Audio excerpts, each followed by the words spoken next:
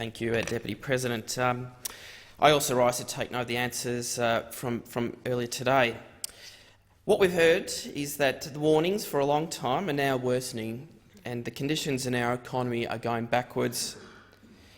There are many voices, and not any means from the fringes of debate. However, there are voices that have come from right across our community.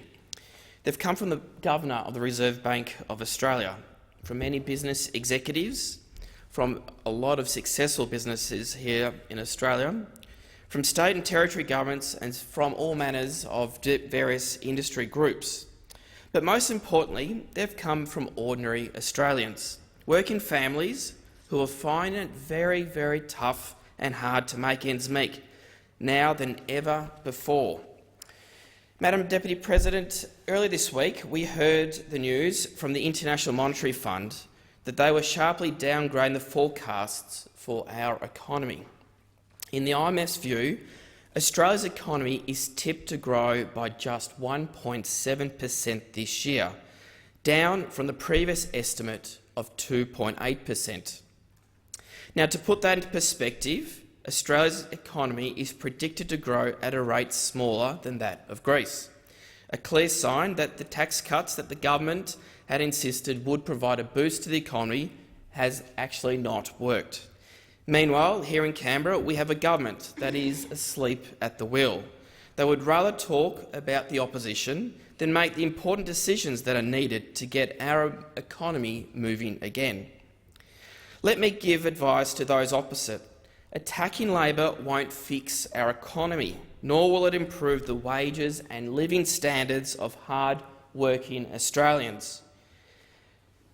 You need greater fiscal stimulus to tackle the collapsing confidence and weak economic growth.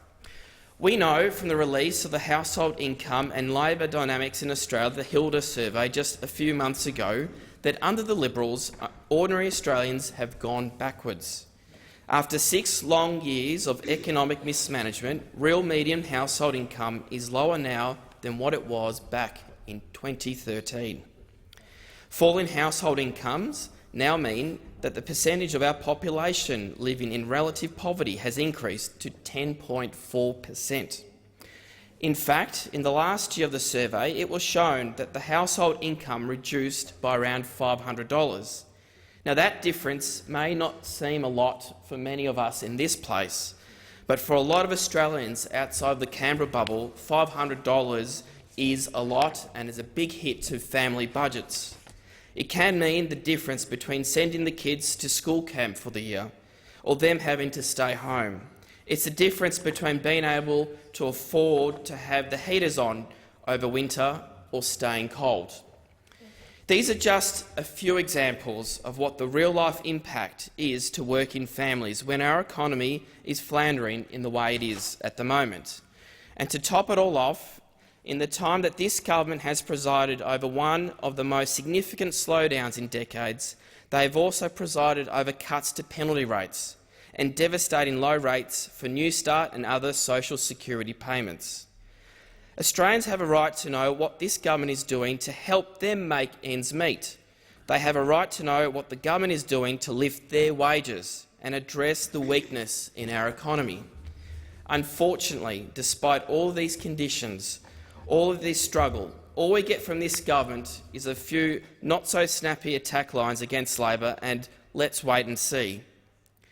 Australians who are doing it tougher now than they were ever before deserve more from this government.